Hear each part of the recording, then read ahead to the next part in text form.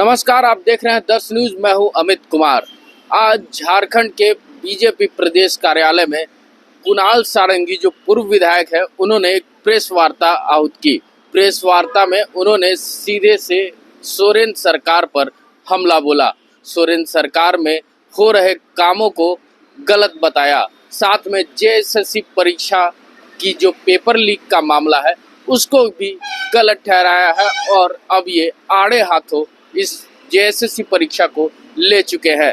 BJP अब रुकेगी नहीं। क्या कुछ कह रहे हैं कुणाल सारंगी, आइए सुनते हैं। और जिस आरोप पर बार बार आप नैरेटिव सेट करने की कोशिश कर रहे हैं, उसी केंद्र सरकार ने इस देश को पहला आदिवासी राष्ट्रपति दिया, जो हमारे देश का संवैधानिक प्रमुख है। आपने देखा होगा जब अभी लोकसभा का सत्र हुआ, उनके नेतृत्व में प्रधानमंत्री और कई सारे कैबिनेट के मिनिस्टर्स जा रहे थे उस सेंगोल को लेकर। संबंध पूरी दुनिया को इसका गौरव का एहसास हुआ कि भारत एक ऐसा देश है जहां एक आदिवासी राष्ट्रपति के नेतृत्व में संवैधानिक प्रक्रियाएं चल रही है। आठ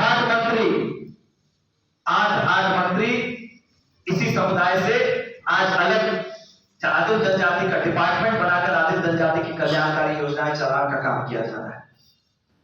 और अगर आप देखें, जो खेल की दुनिया है, प्रधानमंत्री जी के खेलो इंडिया कार्यक्रम के माध्यम से आज रॉबिन मिंज एक ट्राइबल क्रिकेटर हमारे राज्य को रिप्रेजेंट करने जा रहा है आईपीएल में। और कितने उदाहरण चाहिए। और जिस कांग्रेस के साथ आप सरकार चला रहे हैं आज, जहां पर उसी कांग्रेस ने देश को पहली आदिवासी राष्ट्रपति ना मिल जाए, इसी उद्देश्य के साथ आदरणीय द्रौपदी मुर्मू जी का विरोध किया था जब राष्ट्रपति का चुनाव हुआ था। दोगलेपन की हद हो चुकी है। यहां क्या पुलिस की कार्रवाई कौन करेगा, उसकी जांच पे करते किया जाएगा। कौन पुलिस का पदाधिकारी मुझे अपने अपराध के लिए मुझे सजा देने के लिए आएगा? क्या वो जज की जाति देखकर यह निर्णय लिया जाएगा कि वो जज कौन सा जजमेंट देगा?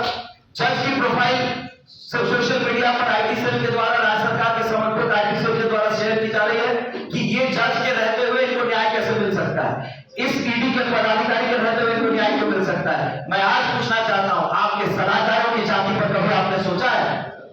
जिन सलाहकारों ने आज आपको अर्थ से लेकर भ्रष्ट तक का सफर तय कराया, उनकी भी जाति पर आपको आत्मावलोकन करना चाहिए कि उस जाति के लोगों को आपने इतने करीब क्यों रखा है। उस जाति के सभी वर्ग के लोग जो हाईली ट्रेन्ड प्रोफेशनल्स हैं, उनके क्रेडेंशियल पर आपको सिर्फ इसलिए शक होता है क्योंकि वो एक जाति से, एक धर्म से।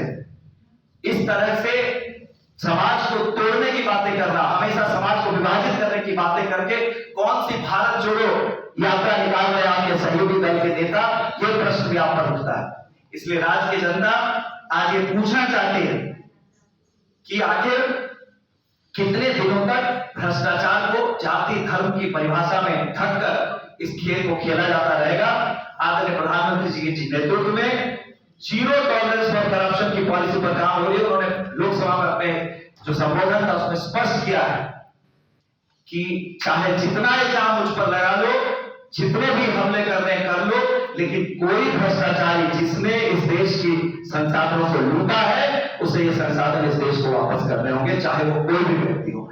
उसी राह पर ना उसके राजनीतिक परिणाम की हमें चिंता है, ना उसके राजनीतिक नैरेटिव की हमें चिंता है। भ्रष्टाचार पर कोई समझौता नहीं होगा, चाहे वो कोई भी व्यक्ति हो, किसी भी दल का हो। इसी उद्देश्य के साथ इस देश में सरकार चल रही है और तीसरे टर्म में भी इसी उद्देश्य के साथ और इसी तरह से भ्रष्टाचार के खिलाफ, चाहे वो कोई व्यक्ति हो, उसके खिलाफ कार्रवाई जारी रहेगी। बहुत बहुत धन्यवाद को। तो वो उनसे कहा जाता है कि आपको 14 तारीख को आपको उपस्थित होना है।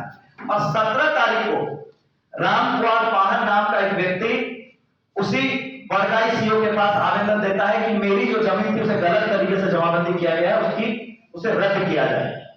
ये शुरुआत होती है अगस्त के महीने में, जब उन्हें समन आने शुरू होते हैं। लेकिन लगातार इतने समन्स को डॉज करने के पीछे एक ही उद्देश्य था कि जब तक ये पूरा जमाबंदी रद्द नहीं कर दिया जाता है, उनका नाम वहां से क्लियर नहीं हो जाता है, तब तक ये समन का सामना नहीं करना चाह रहे थे।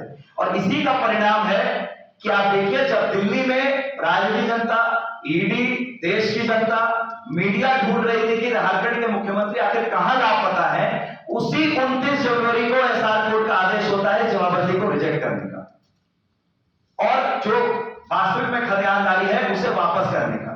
इसके 29 जनवरी के पीछे की 2 तारीखें मैं जरूर आज मेंशन करना चाहूंगा, जब ये पूरी प्रक्रिया चल रही थी। 9 जनवरी को एसआर कोर्ट उसके ऑक्यूपेंसी स्टेटस मांगता है उस लैंड की, और उस पर जो सर्कल ऑफिसर है वो जवाब ये देते हैं जाकर जमीन की, जब वो देखते हैं जाकर वहां पर वो कहते हैं कि जमीन भूमिहारी है, इसे बेचा नहीं जा सकता, लेकिन पंजी 2 में फिर भी 17 नाम है। और 11 जनवरी के बाद ठीक 29 जनवरी को जब पूरी दुनिया उन्हें ढूंढ रही है, इसकी जवाबबंदी रद्द की जाती है, जबकि स्पष्ट वहां पर जो 5-6 साल से जो व्यक्ति रह रहा है केयरटेकर के रूप में, उसने स्पष्ट कहा है कि माननीय पूर्व मुख्यमंत्री और उनकी धर्मपत्नी कई बार फिजिकली उस जमीन पर गए हैं, उन्होंने देखा है। तो कहीं ना कहीं अब जो बातें आ रही हैं ये स्पष्ट तौर पर कोई और नहीं बल्कि जिन पर राज्य के लोगों ने अपनी आकांक्षाएं, अपनी उम्मीदें थोपी थी कि झारखंड को वो एक बेहतर राज्य बनाने की दिशा में आगे लेकर जाएंगे, उसी सीएमओ के संरक्षण में ये खनिज घोटाले, ये जमीन घोटाले, ये मेधा घोटाले और जो ट्रांसफर पोस्टिंग का खेल, उस चार्ट में आप देखिएगा नो रिलेशन, प्योर कमर्शियल लिखा गया है। Now there is no relation at all, but everything looks so. Pandey ji, 9 समन 6 महीने से ज्यादा का समय, और आप कहते हैं हम लोग हड़बड़ी में हैं। अगर ईडी हड़बड़ी में होती, जिस तरह की हड़बड़ी इन लोगों ने दिखाई अपने विधायकों को हैदराबाद भेजने के लिए, इतने सारे विधायकों की जान को जोखिम में डाला, जब कुहासे के कारण, बारिश के कारण, फॉग के कारण दिल्ली और कई ऐसे हवाई अड्डों से पूरी तरह से हवाई यात्रा बंद थी। आखिर कौन सी मजबूरी थी, जब सत्ता आपकी, प्रशासन आपका, सरकार भी आप ही की थी, निर्वहन मुख्यमंत्री थे, तो कौन सा डर था, कौन सी हड़बड़ी थी कि बसों में पैक करके हवाई जहाज में उड़ाने की कोशिश की जा रही थी? वो तो जान बच गई कि हवाई जहाज उड़ा नहीं लिया इन लोगों ने हड़बड़ी। तो हड़बड़ी किसकी है ये पूरा देश देख रहा है।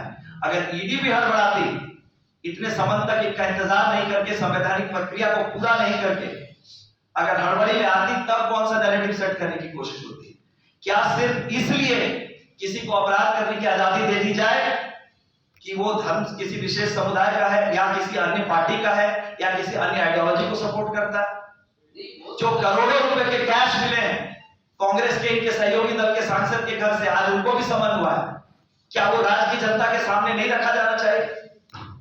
क्या ऐसे लोगों पे जब बार बार उनके द्वारा लोगों को सेट किया जा रहा है कि कैसे एसटीएससी एक्ट का दुरुपयोग करके ईडी के अफसरों को फंसाया जाए, जेल से सरकार चलाने की कोशिश की जा रही है, जो पूर्व के पदाधिकारी इस राज्य के जेल में हैं, उन्हें अस्पताल में रहकर ऐश करने की आजादी दी जा रही है, क्या वो हड़बड़ी नहीं दिखती आपको?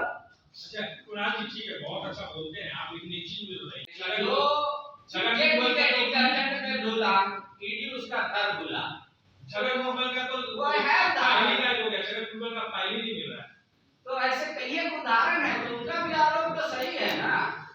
नहीं, मुझे एक चीज बताइए, अब मैं बोलूं कि आप जज बन रहे हैं, मैं आप ही से बोलूं तो छगन भुजबल उसमें उन्होंने अपराध किया, वो संलिप्त है या नहीं है, ये आप और मैं तय नहीं करेंगे, मीडिया ट्रायल से तय नहीं होगा। ईडी भूल गई, ये नहीं भूली क्यों है? ईडी बिल्कुल नहीं भूलती है। जो साक्ष्य मिलेंगे उस पर कार्रवाई होगी, ना कि मीडिया ट्रायल पर या मेरे या आपके बोलने पर। जब साक्ष्य मिल रहे हैं तो कार्रवाई होगी, चाहे वो कोई भी दल का व्यक्ति हो, किसी भी पद पर। Thank you. विधायक अभी जो है कांग्रेस के, वो हैदराबाद में है। आखिर भारतीय जनता पार्टी को लेकर ये परसेप्शन क्यों बना हुआ है कि भारतीय जनता पार्टी को खरीदने को तैयार बैठी हुई है? देखिए, डर खरीदने को नहीं है, डर कार्रवाई का है। भ्रष्टाचारियों पर जिस तरह से नकेल कसी जा रही है, ईडी तो पहले से थी, लेकिन उन एजेंसियों के दांत को छुपा कर रखा गया था। अब उन्हें आजादी दी गई है, जिस तरह से कार्रवाई हो रही है, इससे डर का माहौल है भ्रष्टाचारियों में, और ये नैरेटिव सेटिंग अब राज्य की जनता, देश की जनता समझ चुकी है। और आप देख ही रहे हैं, इस बार 400 पार का नारा ऐसे ही नहीं है, समावेशित विकास और जिस तरह से हमारी जो संरचना रही है, परंपरा रही है देश की, उसको बचाते हुए और जो आधारभूत संरचना का विकास किया जा रहा है, देश की जनता उस पर विश्वास करती है, ना कि ऐसे फॉल्स नैरेटिव्स पर, जब भ्रष्टाचारी अपने आप को बचाने के लिए कभी धर्म की आड़ में, कभी जात की आड़ में, कभी राजनीतिक पार्टी के एफिलिएशन की आड़ में अपने को बचाने की कोशिश करते हैं। तो अभी आपने सुना क्या कुछ कह रहे थे कुणाल सारंगी। जेएसएससी में जो मुख्यमंत्री चंपई सोरेन ने एसआईटी गठन किया है, एसआईटी गठन के जांच पे सवाल भी उठा दिया सीधे। आपको बता दें कि एसआईटी गठन में डीएसपी के जांच से कुछ नहीं होता, ऐसा कुणाल सारंगी कहते नजर आ रहे थे। और साथ में हेमंत सोरेन के तरफ से जो जमीन घोटाला का मामला अभी चल रहा है, जिसके वजह से वो ईडी की रिमांड पे हैं, उसको भी लेकर जमकर मुद्दा बनाया गया है। तो ऐसे ही तमाम खबरों के साथ जुड़े रहने के लिए हमारे चैनल को लाइक एंड सब्सक्राइब जरूर करें। अमित कुमार, दर्श न्यूज, रांची।